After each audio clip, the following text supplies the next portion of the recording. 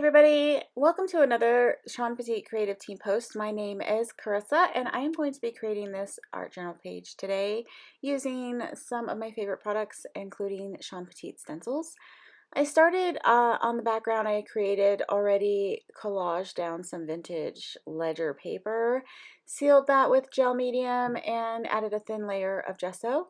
Next, I knew I wanted to use this stencil faces one looking down, and I decided to use the large face that is on this stencil. I am taking my Stabilo Marks All pencil in black and just basically tracing in that stencil. And now I'm going to go in and fill any of those gaps from the stencil. I'm going to fill that in with that same pencil. And then I'm going to try and figure out where I want to lay out the flowers from the Roses and Peonies stencil. I decided I wanted to create kind of like a crown of flowers on her head. And so I was kind of eyeballing and seeing where I wanted to do that and how I wanted to do the rest of the hair. So while I'm thinking about that, I figured I'd go ahead and block in her face with some paint. I'm using a combination of Golden's Titan Buff along with Dina Wakley Heavy Body Medium in, oh, what is that color? It is my favorite. Okay, it's Blushing. So mixing those two colors together creates a really creamy skin tone. Then I add some more of just the straight Titan Buff to give a little bit more highlight and dimension to the face. The Stabilo Marks All pencil is a water-soluble medium, so I am taking care where I am placing the paint so as not to create too much gray area, I guess. But I don't mind if I pick up some of it because it does create some shadows. So you can see I'm taking my angle brush very gently, delicately around the eyelashes just to smooth that out a little bit, make sure it's all kind of blocked in. I left the lips and the eyebrows without paint for now. I'll come in later and fill those in.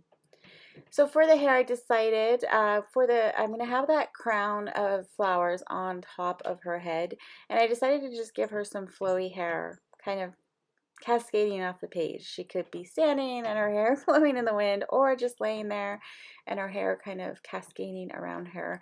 I don't know, it's just an easy way. Hair is super difficult for me to paint and draw, and so this style pretty much is my go-to because it seems to be the simplest way to just create some hair around the image. So here I am, I'm matching her eyebrows using that same combination of Heather and Night from Dina Wakley Media, and I'm just kind of creating the highlights and textures with both of those paints, picking them up, not cleaning my brush in between, and just creating a lot of texture in her hair. You can see I didn't go all the way down because I did want to leave some space for the stenciling that I'm going to do with the flowers. Taking that Night and adding just a bit of more strand texture to the hair. And now I'm ready to stencil in, block out the areas where I want the foliage. I have seen Shawn Petite do this technique and it has been on my mind to try it for a while, and I finally decided that I wanted to do that. The Roses and Peonies stencil is one of my favorites, and it was so easy to do. Like, if you have not tried this, or if this is something that you wanted to do, you wanted to create bouquets or flowers in the hair or anything like that, this technique is just so perfect for that. So what I did was I took some gesso and I'm just using a makeup sponge and pouncing that through the stencil to kind of block off where I want those and to see if that is exactly the placement that I want. Since I'm using the gesso, I'm not like super committed at this point. I could always cover it up with more paint if I didn't like that, but I was pretty much happy. Then I decided I was going to try to paint in that with my angle brush. I didn't really care for that, so I decided to pull the stencil back out and just go over those areas where I had the gesso. Now, I'm not lining the stencil up perfectly, and it doesn't have to be perfect because in the end, I'm going to come in and create a lot of dimension with deeper colors and lighter colors, and you know, really kind of make those flowers my own. This is just to give me the guide to where I want those flowers to be. It's guiding me as far as the shape of the flowers that I want to use. I can overlap at this point. I do use my heat tool in between, you can see here, just to dry those layers before I come in with the stencil and a new color, or if I'm layering on top of that. So I am using a variety of colors from Dina Wakley Media. Ruby is my red. A combination of cheddar and blushing is like that golden yellow color. And then turquoise and peacock is that teal color. I also use evergreen mixed with a bit of the peacock and perhaps some of the night. Whatever is actually laying on my mat is what I'm picking up. And so I'm just going in and blocking out the leaves now where I want them. It's kind of difficult. I couldn't really tell which leaf shape I had originally used, but it pretty much works itself out. Even if I didn't use the exact same stencil for this part, it's really, I'm coming in and shaping it out even more with my paintbrush. I like the angle brush for this. It just gives me a little bit more control. I can use the very tip to get some details in, and I can use the broader end to get some more, shape to the flowers. I'm using a bit of that night in the middle of these little peonies. And I don't really rinse off my brush, but you will see I have a baby wipe off to the side. I do wipe off my brush if I'm changing colors. Here I brought in a bit of magenta for the red. I just wanted to give it a little bit of a highlight, a little bit more dimension with that kind of color family, and the magenta really did the trick there. And I will do the same thing with that turquoise. I will bring in, that's when I'll bring in the peacock and just darken it up a bit. For the white and the highlights, I'm just using gesso. I have white acrylic paint, but gesso is easily in reach whenever I'm creating. So generally I will use just plain gesso to do any of my highlights. Here is the peacock color, and I'm just giving some depth to those blue flowers.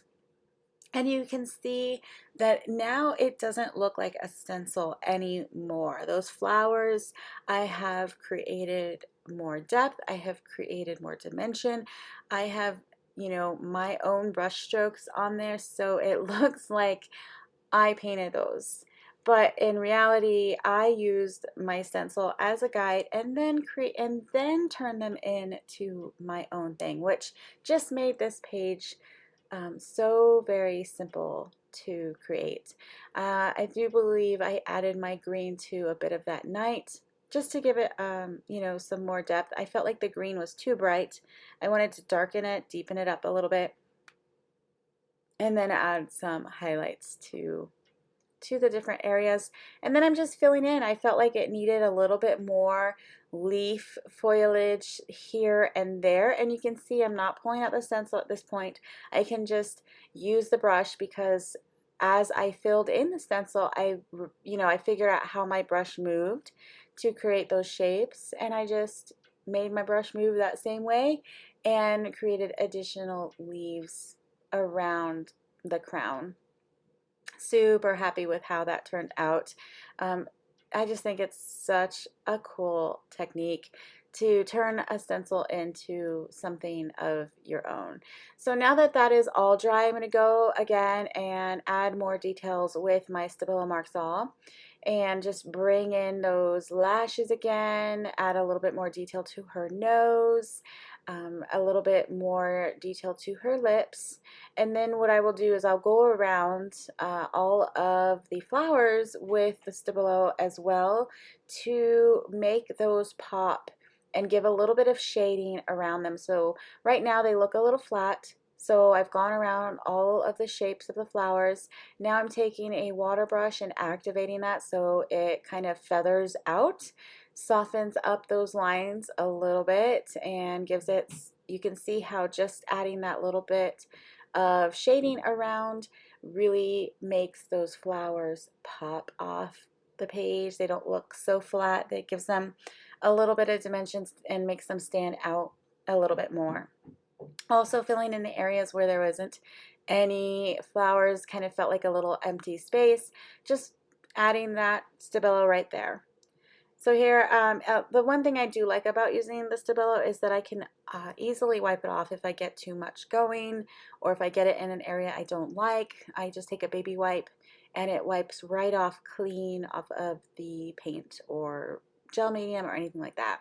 So now I wanted to add a little bit more dimension to her face, but I didn't want to use any more acrylic paint. So I'm coming in with a mermaid marker by Jane Davenport. These are water pens. Basically they're filled with ink that is like watercolor, and I can use these to add more color and shading and cheeks and the lips to my girl's face. And now I am deepening up, you know, those where I stenciled in her face.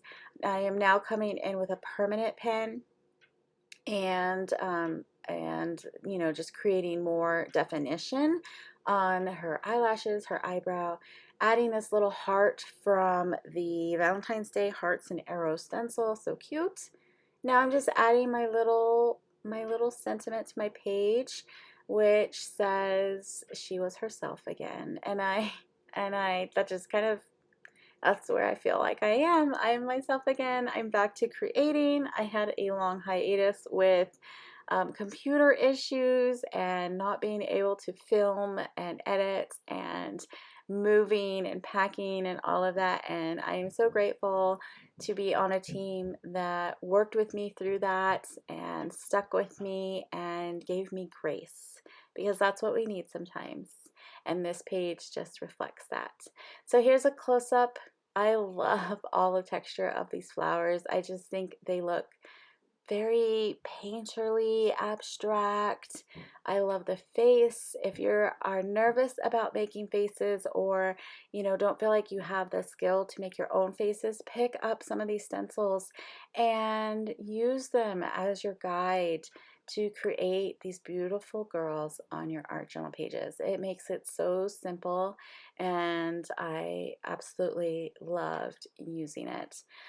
Thank you so much for watching this video. I hope you enjoyed it. I hope you picked up some tips and tricks along the way.